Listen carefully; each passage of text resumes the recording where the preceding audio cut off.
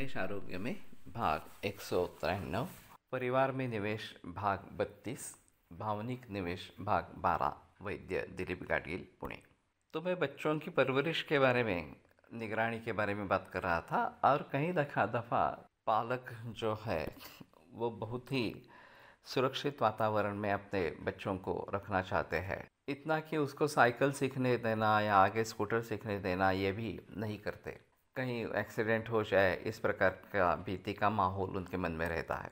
तो ऐसी अवस्था में उन बच्चों में न्यूनता निर्माण हो जाती है। बाकी जब बच्चे सब जो कर रहे हैं वो कर नहीं पाते। तो ये बिल्कुल गलत है। इसमें सावधानी बरतनी है। थोड़ा बहुत कुछ इस प्रकार का साइकिल चलाते हुए हो गया तो वो मामूली है, उसमें घबराने की बात ज़्यादा नहीं है। और वैसे आगे चलकर हमें कार स्कूटर वगैरह तो चलानी ही है, तो उसके बारे में भीति का माहौल मन में नहीं होना है। ये एक महत्वपूर्ण भूमिका रहेगी। दूसरी चीज़, जब पौगंडावस्था शुरू हो जाती है, विशेषतः लड़कियों में 12वें बरस में रजत प्रवर्तन चालू हो जाता है। ये उम्र अभी काफ़ी नीचे आ गई है। 8वें बरस से लेकर ये मेनार्क या रजत प्रवर्तन शुरू हो जाता है। तो ये बड़ी गंभीर समस्या इस प्रकार की है और इसका मूल कारण हार्मोनल इम्बैलेंस ये है।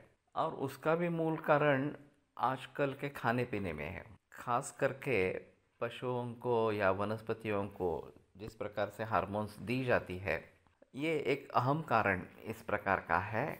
और दूसरी चीज़, जो बढ़ते हुए मानसिक ताण तनाव है, वो भी एक इसका अहम कारण इस प्रकार का है।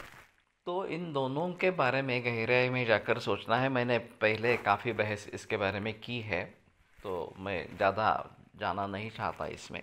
लेकिन पूरे समाज को नैसर्गिक खाना खाना आवश्यक इस प्रकार का है। देसी गाय का ही दूध लेना आवश्यक इस प्रकार का रहेगा। और फिर परिवार का वातावरण विश्वासपूर्ण, आश्वासक इस प्रकार का अगर होगा तो अच्छी बात इस प्रकार की होगी।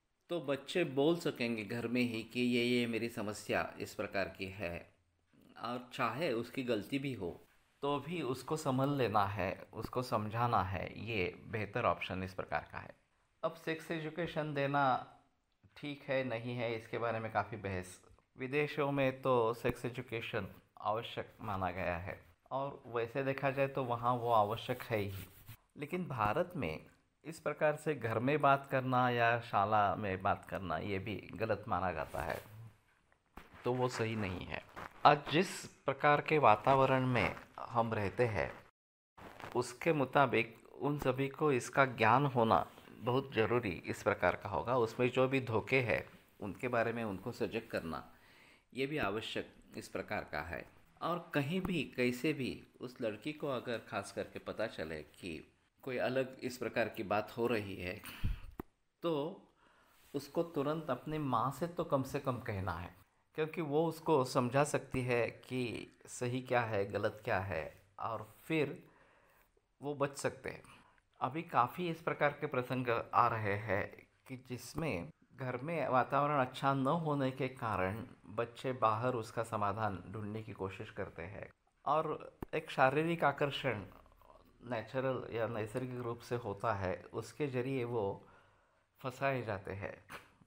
और फिर आगे एक तरफ इसके प्रेम सो कॉल्ड अथवा वासना, इनके जरिए कुछ भी होता है, उनकी हत्या भी होती है।